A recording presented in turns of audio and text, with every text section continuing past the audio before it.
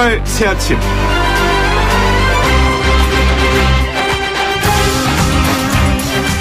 대한민국 헌법에는 우리 국민 누구든 법원이 발부한 영장 없이 체포 또는 구속되지 않을 권리가 명시되어 있고, 체포 또는 구속을 당할 때에는 그 이유와 변호인의 조력을 받을 권리를 고지받도록 규정하고 있습니다. 이러한 영장주의가 바로 대한민국 인권의 시작인 것이죠. 그런데 삼천교육 때는 1979년 12.12 사건을 계기로 권력을 장악한 신군부 세력이 이른바 사회 정화 작업을 한다는 명분으로 1980년 8월 1일부터 그 다음에 1월 25일까지 총 6만 755명을 영장 발부 없이 체포하고 그중 3만 9,742명을 군 부대 내에서 강제로 교육시켰던 대한민국 인권유린의 부끄러운 역사 그 자체였습니다. 하지만 자유한국당 인재영입위로 인사로 거론되었던 박찬주 전 대장은 기자회견을 통해 본인과 부인의 공간병 갑질 의혹을 제기한 군인권센터 소장에 대해서 삼천교육대에서 교육을 받아야 한다라고 주장을 했습니다. 사성 장군 출신의 예비인재가 인권이라는 두 글자의 뜻을 잘 모르는 것 같아서 안타깝습니다. YTN 라디오 노영의 출발 새 아침, 지금부터 시작합니다.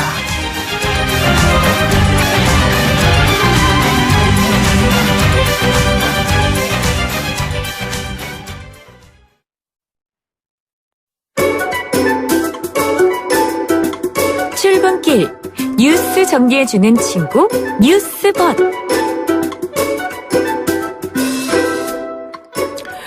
마냥 달콤한 벗은 아니죠. 쓴소리도 잘하는 벗. 이종훈 시사평론가와 함께합니다. 안녕하세요. 네, 안녕하세요.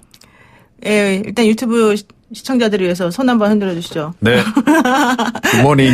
네. 그 문재인 대통령이 아베 총리와 한담을 가졌습니다. 11분 정도 얘기를 나눴다고 하는데. 네. 지소미아에 다시 돌아갈 수도 있다 이런 얘기도 있습니다. 예, 그 두 가지 소식이 좀 함께 들리고 있습니다. 문재인 대통령이 어제 아세안 플러스 3 정상회의가 시작되기 직전에 네. 아베 총리하고 11분 정도 단독 환담을 가진 거죠. 현지 시간으로 아침 8시 35분부터 46분까지였다고 합니다. 뭐 아베 총리가 좀 뒤늦게 회의장에 도착을 했는데 문재인 대통령이 다가가서 대화 좀 합시다. 이렇게 손을 끌어서. 예. 대통령이 되게 적극적이시네요. 예. 그런데 아베 총리도 거부를 안 했다는 게 또 눈길을 끄는 대목이죠. 이낙연 총리가 지난번에 가서 좀 만난 이후에 뭐 약간 그게 좀 작용을 한 게 아닌가 이런 생각도 좀 들어요. 지난 9월에 뉴욕 유엔 총회에서 한일 정상회담 갖고 13개월 만에 어찌됐건 뭐 독대가 이루어진 겁니다. 네. 예, 문 대통령은 아베 총리에게 필요하다면 고위급 협의를 갖는 방안도 검토하자 이렇게 제안을 했고 아베 총리는 모든 가능한 방법을 통해 해결 방안을 모색하도록 하자 이렇게 화답을 했습니다. 또 조의도 표시했다고 하죠. 네. 지금 12월에 중국에서 한중일 정상회의가 열리는데 그때 한일 정상회담 가능성이 일단 높아지지 않았느냐. 이런 관측입니다. 네. 이런 속에 어제도 말씀드렸습니다만 오늘 밤에 데이빗 스틸웰 미국 국무부 동아시아 태평양 담당 차관보가 2박 3일 일정으로 방한을 합니다. 역시 한일 군사정보보호협정 지소미아와 관련해서 뭔가 압박이 좀 있지 않을까 이렇게 예상이 되는데 이런 가운데 어제 정경두 국방부 장관이 좀 운을 뗐어요. 그러게요. 국회 국방위원회 전체회의에 출석을 해서 우리 안보에 조금이라도 도움이 된다면 이런 것들이 계속 유지돼야 한다는 입장이다. 물론 개인 입장을 얘기를 하긴 했습니다만 이걸 그냥 개인 입장으로 보긴 좀 힘든 거죠. 그렇죠. 이 미묘한 시기에. 그래서 약간 좀 국방부 장관이 먼저 좀 선제적으로 예방주사를 놓는 게 아닌가 이런 느낌도 좀 들긴 해요. 지소미아 복귀 가능성 높다 이런 관측이 계속 나오고 있습니다.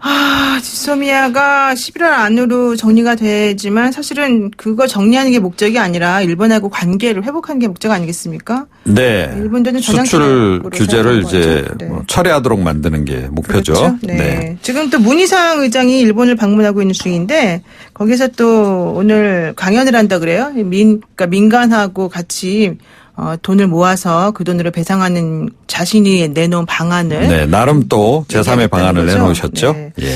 어쨌든 잘 해결됐으면 정말 좋겠습니다. 그리고 두 번째 이슈도 있습니다. 북한의 대륙간 탄도미사일과 관련해서 정의용 청와대 안보실장의 설명과 서훈 국가정보원장의 설명이 서로 달라서 논란이 있었던 것 같아요. 네, 그렇습니다. 정의용 청와대 국가안보실장이 지난 1일 국회 운영위원회 국감에 이제 출석을 해서요. 네. 이렇게 얘기를 했습니다. 북한이 대륙간 탄도미사일을 이동식 발사대로 발사하는 게 불가능하다. 이렇게 얘기를 한 겁니다. 그렇죠. 사실은 이제 그동안 군 당국은 북한이 이동식 발사대로 이제 쐈다라고 지금 이야기를 해왔거든요. 네. 2017년 11월에 화성 15형 ICBM 발사하지 않았습니까? 네네. 이제 그때 이제 그렇게 군 당국이 분석을 내놓은 바가 있는데 이제 정 실장은 좀 그 말을 좀 뒤집는 그런 발언을 좀 한 거죠. But 서훈 국정원장은 어제 국회 정보위원회 국정감사에 출석해서 북한이 이동식 ICBM을 싣고 일정한 지점에 발사대 거치를 한 뒤 ICBM을 발사하는데 이것도 결국 이동식이다. 이렇게 이야기를 한 겁니다. 정의양 안보실장의 설명과 좀 결이 다르죠. 네. 정경도 국방부 장관도 어제 국회 국방위원회에 출석을 했는데 비슷한 기조의 얘기를 했습니다. 북한이 2017년에 이 이동식 발사대로 미사일을 옮기고 나서 고정식 발사대로 발사한 것도 있고 지지대에 받쳐서 발사하기도 했다. 이렇게 또 얘기를 했어요. 네. 또 정의용 실장은 이동식 발사대의 대륙간 탄도미사일을 선제적으로 타격할 수 있기 때문에 위협이 아니다. 이렇게 설명을 한 반면에 서훈 국가정보원장은 위협으로 본다. 이렇게 또 대답을 했다고 합니다. 네. 이 최근에 타다 기소를 둘러싸고도 뭐 부처 간 이 불통 문제가 굉장히 논란이 되고 있는데 이분들 요즘에 서로 대화를 자주 안 가지시나요? 근데 이제 뭐 대화를 안 가지는 것도 문제지만 정확하게 사실관계가 있어야 될 것 같은데 정의용 실장 말이 맞는 거예요? 아니면은 서훈 정보원장의 말이 맞는 거예요? 서훈 국가정보원장하고 일단 정경도 국방부 장관의 얘기는 좀 일치합니다. 아, 그렇군요. 네. 그러면은 정의용 실장 얘기만 틀려요? 안보실장 얘기만 그동안의 군 당국의 설명하고도 좀 다른. 왜 그랬을까요, 이분은 혼자? 모르겠습니다. 근데 이렇게 자꾸 그 정부가 내놓는 그런 설명이 헷갈리게 되면 안 되는 거 아닙니까? 그렇죠. 네. 적어도 팩트 부분에 있어서는 그럼요. 정확해야 되는 거죠. 특히 네. 안보 문제는 매우 중요하기 때문에 맞습니다. 좀 예. 일관적으로 우리 국민들이 이해할 수 있는 상황으로 좀 설명이 됐으면 좋겠습니다.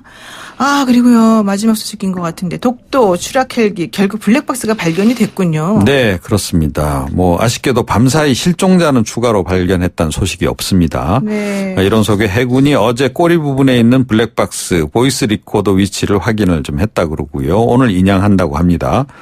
조종사의 교신 기록, 사고 당시 음성, 기체 이상 현상 이런 걸 이제 분석할 수 있을 것 같다는 얘기고요. 네. 국토교통부 항공철도사고조사위원회는 지금 헬기 동체를 김포공항으로 옮길 예정이라고 합니다. 그래서 네. 사고 원인 조사에 나설 그런 예정인데요. 지금 문제는 동영상인 것 같습니다. 이게 계속 논란이 되고 있습니다. 동영상이요? 예, 일부 실종자 가족이 사고 초기 모두가 모인 장소에서 이 수색 당국이 동영상을 하나 보여줬다. 그런데 그걸 봤을 때 펑 소리가 나고 소방 헬기가 추락하는 그런 장면이 있었다. 네. 라고 지금 이분들이 얘기를 지금 하고 있고요. 중앙 119 소방본부하고 해경은 그런 동영상이 없다라고 또 지금 해명을 하고 있습니다. 예, KBS의 동영상 이거 역시 네. 계속 좀 논란이죠. 네. KBS 측이 좀 해명을 하긴 했습니다. 직원이 찍은 화면 중 20초가량 되는 일부를 제외하고 곧바로 제공을 했다라고 지금 설명을 했는데 네. 독도 경비대 측은 또 그게 아니고 요청을 그 당시에 4차례나 거부를 했다. 예, 또 이륙 영상을 삭제했다고 말까지 바꿨다. 그렇죠. 라고 또 이야기를 해서 네. 지금 논란이 계속 이어지고 있네요.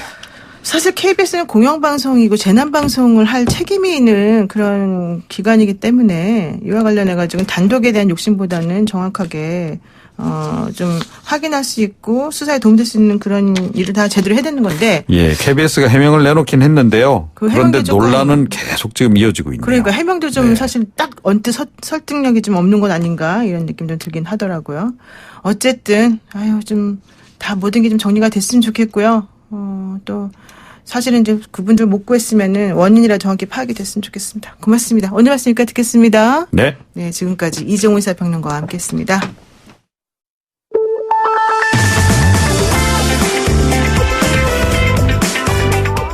영희와 함께하는 슬기로운 출근길 노영희의 출발 새 아침은 청취자 여러분과 함께 만들어갑니다. 짧은 문자 50원, 긴 문자 100원에 유료 문자 샵 0945, 우물정 0945로 문자 보내주시거나 유튜브 보이는 라디오 댓글창, YTN 라디오 어플리케이션 예스를 통해 여러분의 목소리를 들려주세요. FM 94.5MHz YTN 라디오 노영희의 출발 새 아침, 잠시 후 계속됩니다.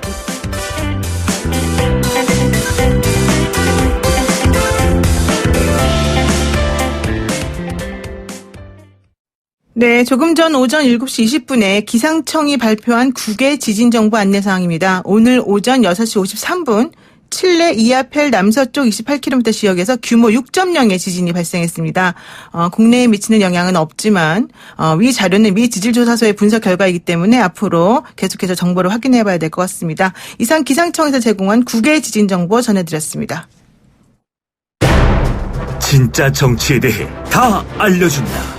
박스트라다무스의 진정. 네, 사람이 중요하다. 어딜 가나 사람이 먼저다. 몇 번을 강조해도 지나침이 없습니다. 그래서 사람을 영입하는 것은 정치권에서도 정말 중요한 일이죠. 이 영입 때문에 자유한국당이 며칠째 큰 논란을 겪고 있습니다. 오늘 자유한국당의 인재 영입에 대해서 대한민국에서 최고로 잘 맞추시는 분, 이분 모시고 이야기 나눠보겠습니다. 모든 것을 알고 계시는 그분, 정치 10단 박스트라다무스 박지원 대한신당 연결돼 있습니다. 안녕하세요. 네, 안녕하세요. 네. 박지원입니다. 요즘 제일 주가가 높으신 것 같습니다.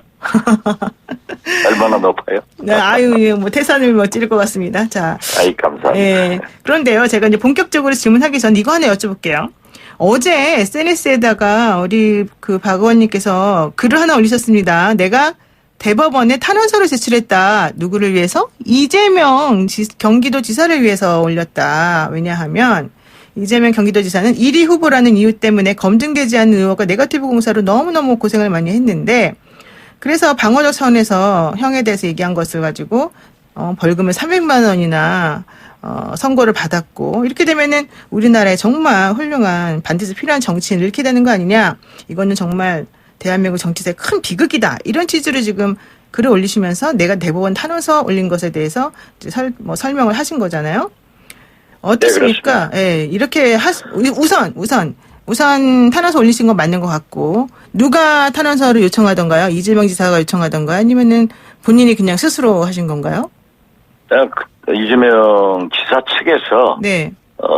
지난번에도 요청을 해서 네. 제가 100번째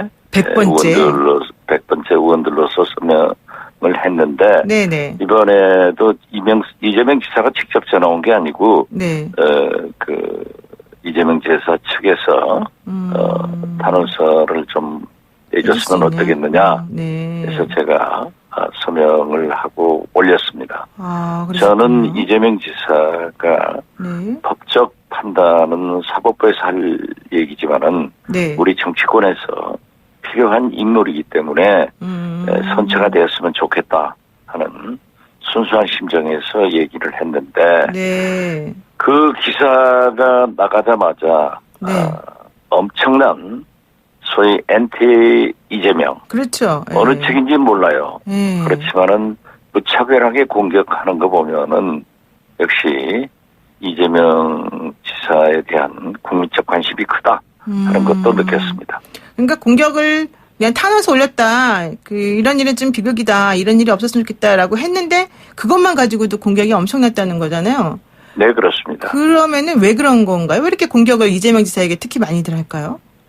글쎄요, 과거에도 보면은 이재명 지사를 옹호하는 또는 지지하는 또는 변호하는 얘기를 하면은 네. 그러한 공격이 쏟아지는 걸 보면은 그렇죠. 어떠한 측에서는 엄청나게 반대를 하고 있구나 하는 그런 정치적 계산을 하고 있는 분들이 있구나 하는 것을 느꼈습니다. 아, 정치적 계산 그러나 때문이다. 반대하는 것도 네네. 국민이고 네. 찬성하는 것도 국민이기 때문에 네. 그러한 것은 잘 참작해서 이재명 지사도 처신을 해야 될 것이고 저도 잘 판단하도록 하겠습니다. 그렇군요. 이재명 지사가 사실은 좀 영향력이 많이 있을 수 있기 때문에 정치적 계산하에서 이런 일이 벌어진 것 같긴 하지만 이것이 결코 올바른 건 아니니까 좀 잘 생각해서 앞으로의 방향성을 좀 잡아야 되겠다 이런 취지이신 것 같아요. 좋습니다. 그렇습니다. 예, 오늘 여쭤볼 말씀 이제 시작하겠습니다. 자유한국당 인지영입 논란이 계속해서 이어지고 있는데요. 박찬주 전 육군대장을 영입 1호로 했다가 결국 어제 발표에선 빠졌습니다. 근데 청년 분야 영입 인사에서 그 백경원 대표 올렸다가 어제는 아니었죠. 저번에였죠. 어쨌든 청년 분야 영입 인사에 또 백경원 대표 올렸다가 또 논란이 되고 했는데요. 이렇게 한국당에서 계속해서 인재 영입을 하는데 논란이 되고 있는 거는 왜 그런다고 보십니까? 한국당 황교안 대표의 리더십이 삼청 교육대 수준에 머물러 있는 겁니다. 네, 그렇군요. 그리고 한국당은 미래로 가려고 하는 것이 아니라 삼청 교육대 시대로 돌아가려고 하는 생각을 가지고 있기 때문에 네. 이러한 일이 나오고 있다. 저는 그렇게 봅니다. 그러니까는 미래적 시각이 아닌 과거적 시각 때문에 모든 현상을 바라보기 때문이다.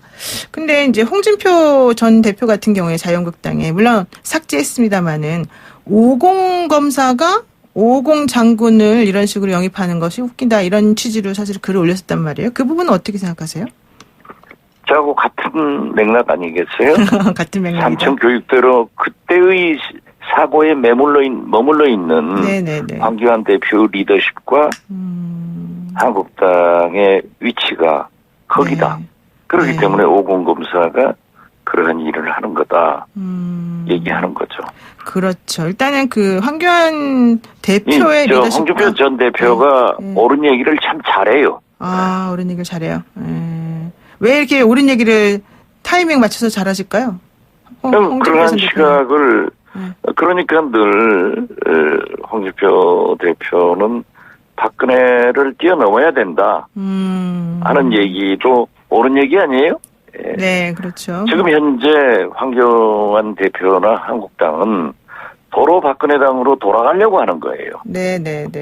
그러니까 그러한 집도기 표를 너무 의식하기 때문에 확장성이 없이 네. 늘 이렇게 삼청교육대나 감따는 공감병 이런 생각으로 돌아가는 거죠. 그러니까 사실 인재 영입이라고 하는 거는 집토끼보다는 중도에 있는 좀 애매한 분들을 내 편으로 끌어들이기 위해서 하는 측면이 있는 건데 오히려 집토끼를 의식한 그런 인재 영입인 것 같다 이런 얘기네요.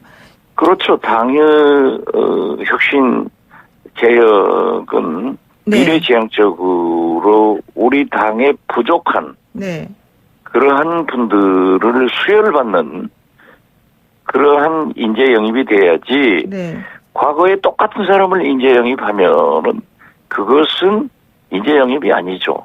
이번에 말썽이 된 네. 청년 대표 그분도 네. 과거에 한국당 당원이고 출마를 했던 경력을 가진 분 아니에요. 네, 구의원으로 그럼 출마했었던 당원에서 당원을 네. 뭐 공천을 준 것도 아니고 당원에서 당원을 받아들인 것을 인재 영입이라고 하는 것 자체가 문제가 있는 거죠. 그렇군요.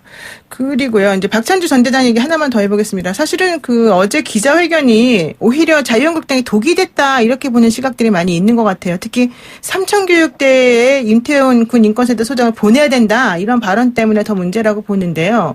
이 발언은 도대체 왜 나온 겁니까? 갑작스럽게. 기자회견에서 기자들이 질문한 것도 아니었다고 그러던데요. 아니 그러한 네. 사고를 하고 있기 때문에 자기들은 자연스럽게 나온 얘기인데. 아, 속으로 원래 생각하고 있었기 때문에. 그러나 이제 황교안 대표가 지난번에 말씀됐을 때도 영입한다. 네네. 이렇게 했다가 어제부로 영입을 하지 않겠다고 얘기한 거 아니에요? 네. 그렇다고 하면 영입 보류 아닙니까? 영입 안 한다고. 보류죠, 보류. 네. 그러나 사실상 보류라고 하는 것은 정치적으로 안 한다는 얘기인데요. 네네. 이건 독이 된 게 아니라 선이 됐죠. 아, 그래요? 그러한 사람을 영입하지 않는 것은 네. 더 덕이 되는 거예요. 그렇군요. 그런데 황교안 대표 같은 경우는 그런 거에 아랑곳하지 않고 색스폰 불면서 본인이 실수할 때도 있는 거 아니냐 이렇게 얘기하시던데. 글쎄요, 실수할 때도 사람은 다 있죠. 네. 그러면 섹스포를 볼 게 아니라 제가 실수했습니다. 네. 앞으로 이렇게 잘하겠습니다. 그걸 얘기해야죠. 아, 그렇게 지금 색소폰 불 때가 아니다. 예, 그건 뭐 오히려 불고 싶으면 불어야죠. 그렇지만은 불고 싶으면 불어야 된다. 아니 네. 실수하니까 청질하지 마라. 네. 내부에서 총질하지 마라. 이런 것은 있을 수 없는 거예요.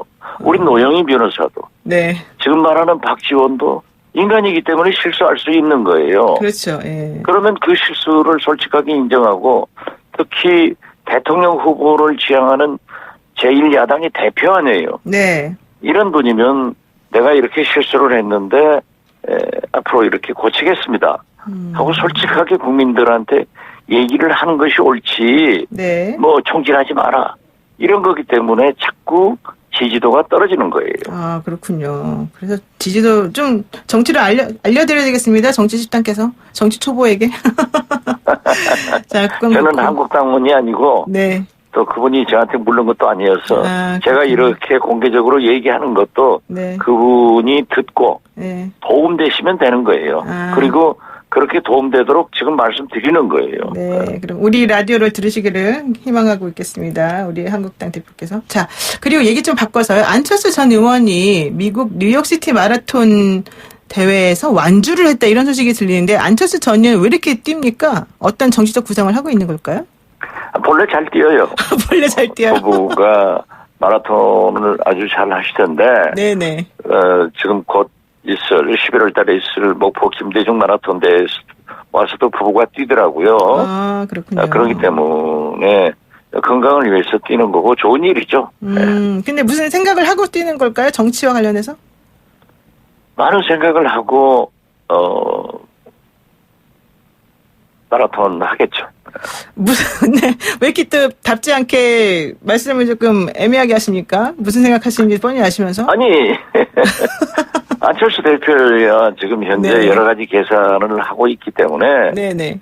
마라톤 하면서 여러 가지 구상을 다듬겠죠. 아, 그럼 자꾸 대답을 흐리시니까 제가 구체적으로 여쭤보겠습니다. 왜 이러시는지, 아니요. 왜 이렇게 약한 모습 안철수 대표 보이시는지. 얘기는 제가 너무 네. 많이 했기 때문에 하면 네. 뭐예요? 네, 아무 관계 그래요? 없는데. 아, 그렇군요. 어쨌든 근데 유승민 의원 같은 경우에는 더 이상 못 기다린다. 원래 옛날에는 뭐 어디까지 쫓아가겠다 이렇게 하더니 갑자기 더 이상 못 기다립니다. 이번 주 내에 신당 추진이 출범하겠습니다. 이러거든요. 근데 안철수 만약 의원은 유승민 그래요. 대표가 네. 그렇게 기다린다고 하면은 네. 나는 대통령 후보 안 나올 테니까 안철수 당신을 추대하겠다. 이렇게 그래야지 했으면 금방 되는군요. 뛰어왔을 거예요. 아, 그러면 그런 말 안 하고 있다는 거는 서로 각자 나오고 싶은 생각 때문이다. 그럼 그러니까 솔직히 유승민 대표도 지난번에도 대권에 출마했지만은 지금도 그러한 것을 생각해서 움직이시는 분 아니에요? 네네. 저는 유승민 대표를 반대한다 또는 안철수 대표를 반대한다는 게 아니에요. 네. 그렇기 때문에 서로 경쟁을 하려고 하는데 네. 안철수 대표의 AI 계산기는 네. 지금 함께 경쟁해봐야 자기가 득될 게 없다. 그렇기 때문에 여러 가지 구상을 하고 있는데 네네. 이걸 계산하지 못하고 유승민 대표는 밤낮 기다리면은 네. 상당 안 되는 거죠. 유승민 대표는 좀 아날로그적 사고를 하고 있고 우리 안철수 전 대표 같은 경우는 AI적인 디지털 사고를 하고 있나 보죠. 요즘에 서다가 유승민 대표도 AI 생각을 하고 있겠지만은 네네. AI도 틀릴 때가 있잖아요. 아, 그렇군요. 네, 좋습니다, 의원님. 우리 오늘만은 특히 솔직하지 않은 박지원 지금 대한신당 의원과 함께하고 있는데요. 자, 마지막 질문 하나 하겠습니다. 매우 실망스럽습니다, 제가 지금. 예. 자, 하나만 여쭤볼게요. 그럼 이거는 솔직히 대답해 주세요. 솔직히 말해서. 우리 그런 사이 아니잖아요. 자, 제가 여쭐게요. 국감 자리에서 나경원 의원과 강기정 정무수석이 막 소리를 지르면서 싸웠잖아요. 우기다니요! 이러면서 싸웠잖아요. 그랬더니 나경원 대표 강기정 수석 이랬단 말이에요. 의원님 이 모습 어떻게 보셨습니까? 물론 한국당이 여러 가지 우기기 때문에 강기정 의원이 삼선 국회의원 출신으로 또 자기에게 질문하는 것도 아니고 그러니까요. 뒤에 앉아 계시다가 정용 실장이 답변하는데 그렇게 나선 것은 바람직하지 못한 현상이죠. 네. 그렇지만은 저는 민주당의 무능을 먼저 지적하고 싶어요. 민주당이 무능한 거예요? 네. 그렇죠.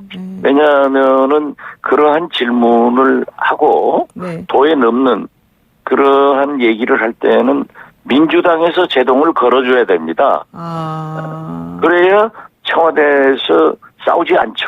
그렇죠. 싸우는 청와대나 네네. 제동을 걸지 않고 앉아있는 민주당이나 무능의 극치죠.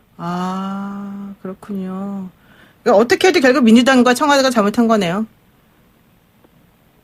물론 발목 잡는 심한 얘기를 하는 경원 대표도 문제가 있겠지만은 네. 야당은 본래 그러는 거예요. 야당은 원래 민주당이 야당할 때 얼마나 잘 싸웠어요. 네, 그렇군요. 그러면은 강기정 수석 해임시켜야 됩니까? 강기정 수석 사실 옛날에 의원 시절에도 다혈질이어가지고 막 폭력 행사도 하고 그랬었지 않습니까?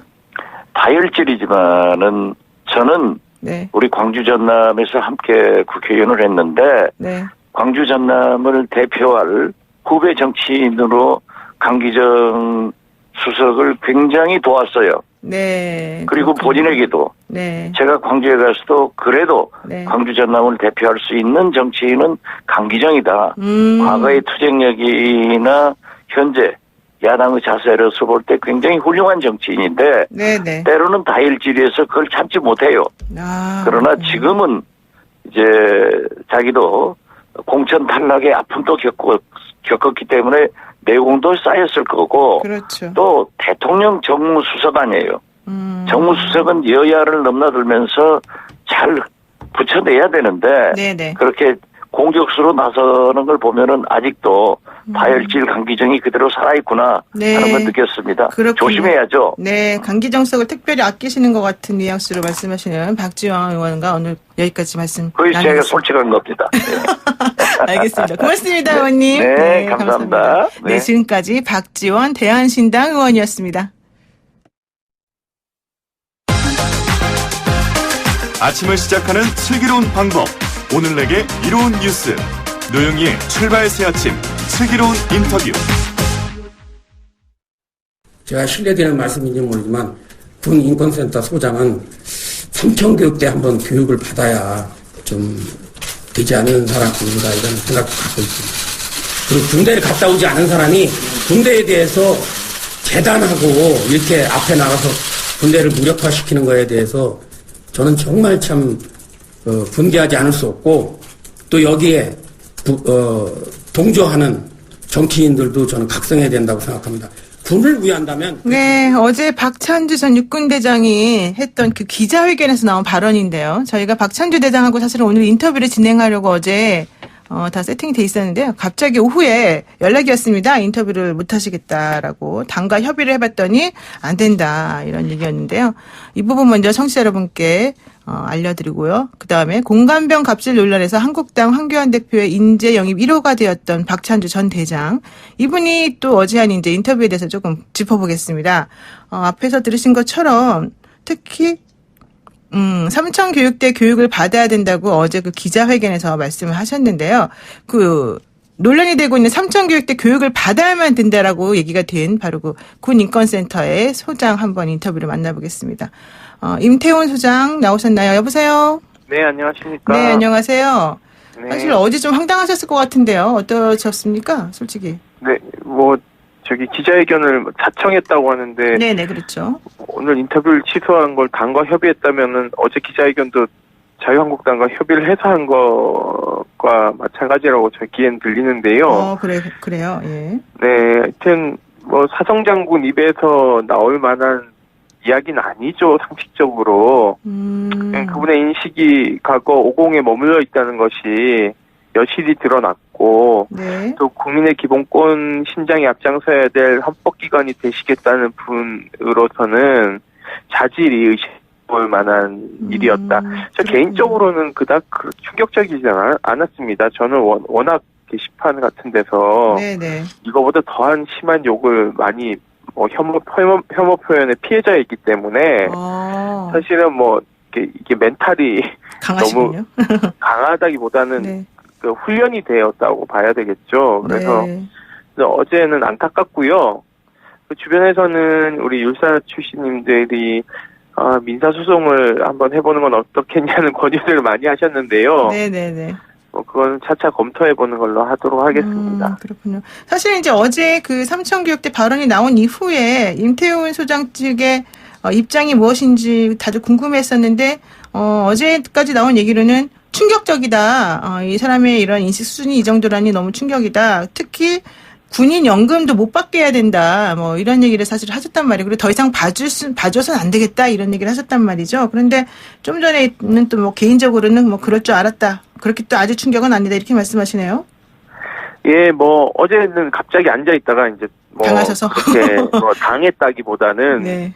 뭐 사실 본인이 자승자박한 기자회견이었죠. 엄밀하게 얘기하면 네. 굳이 저 기자회견을 왜 했을까? 네. 네, 저분은 아직 대중이 무엇을 요구하고 대중이 무엇을 싫어하고를 잘 모르시는 분이구나라는 생각이 들었고요. 아마추어적이다라는 생각이 들었습니다. 네. 병법을 공부하신 분인데 적과의 싸움에서 저 정도면은 저분이 퇴역하시길 다행이다 이런 생각이 들고요. 다행이다. 네. 네.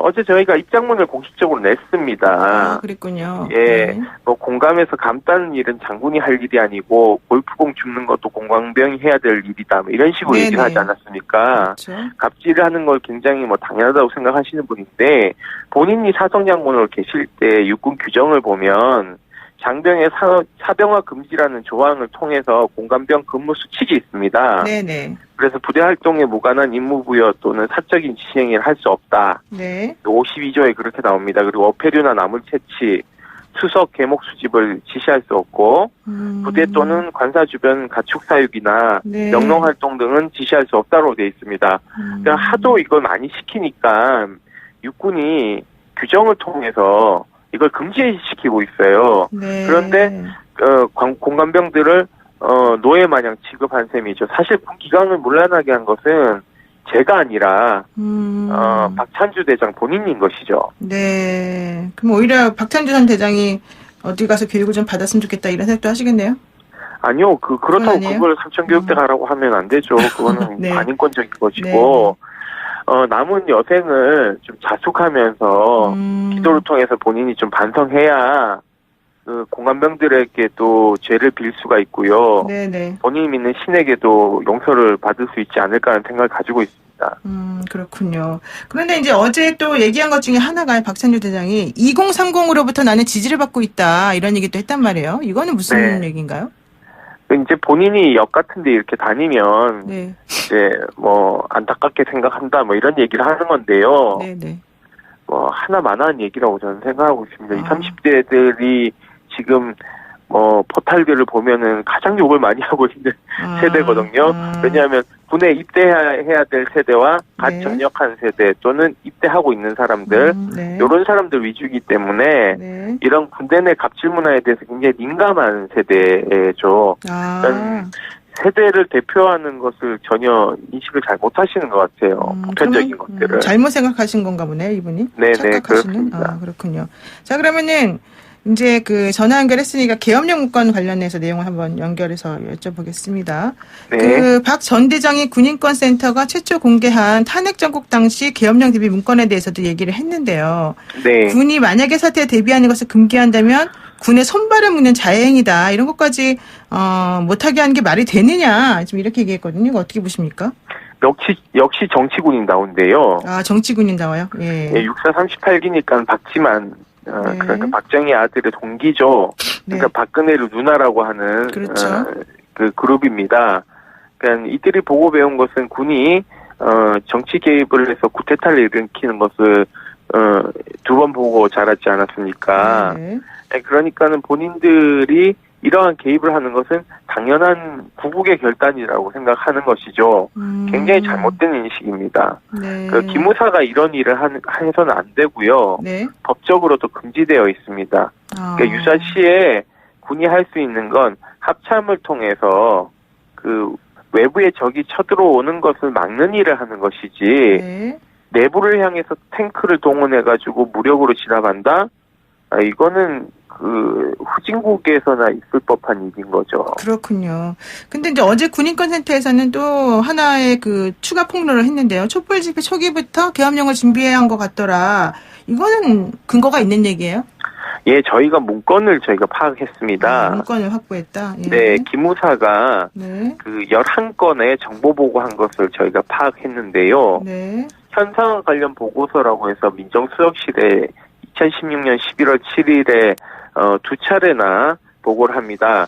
여기에 경찰 병력 지원안도 있어요. 네네. 예, 도대체 기무사가 왜 경찰 병력 지원안을 도대체 민정수석실에 건의하는지 이건 굉장히 본인이 해서는 안 될 월권인 것이죠. 네. 그리고 탄핵안이 가결되던 12월 9일에 네. 탄핵안 가결 시 군의 조치사항 검토라고 해서 국가안보실장하고 국방장관에게 각각 보고합니다. 이날은 조현천 기무사령관이 네. 박근혜 대통령을 관저에서 독대한 날이기도 하죠. 그렇죠. 그러니까 도대체 기무사가 왜 탄핵안 가결에 군의 조치사항을 검토해야 되는지도 잘 모르겠다는 거죠. 네. 이건 굉장히 그 친위 구테타를 일으킬 만한 정황이라고 저희는 네. 보여지고 있습니다. 그렇군요. 그렇기 때문에 네. 이 문건들에 대한 정보공개 청구를 지금 해놓은 상태입니다. 그렇군요. 네, 정보공개 청구. 자, 제가 이제 시간이 없어 마지막으로 하나만 여쭙게요, 짧게. 그래서 네. 지금 조현천 전 사령관 얘기를 지금 잠깐 하셨는데요. 사실 그때 합동 수사에 대해서 제대로 수사가 안 된 게 조현천 씨가 미국으로 갔기 때문이라는 거고, 그때 당시 검찰에서는 우리가 뭐 미국에 또 협조도 했고 수배도 했다 이런 얘기했는데 MBC에서 어제 보도가 나왔습니다. 그런 거 없더라. 이거 어떻게 보십니까?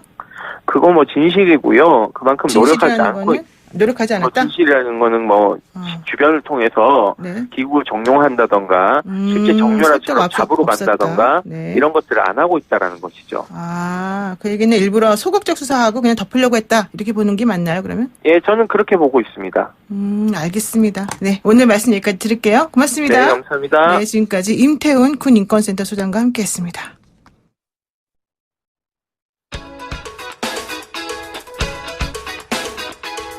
네, 한일 정상이 13개월 만에 대화를 시작했죠. 꽉 막힌 한일 관계가 앞으로 어떻게 전개될지 궁금한 상황입니다. FM 94.5MHz YTN 라디오 노영희의 출발새 아침 8시 뉴스 들으시고요. 10분에 다시 뵙겠습니다.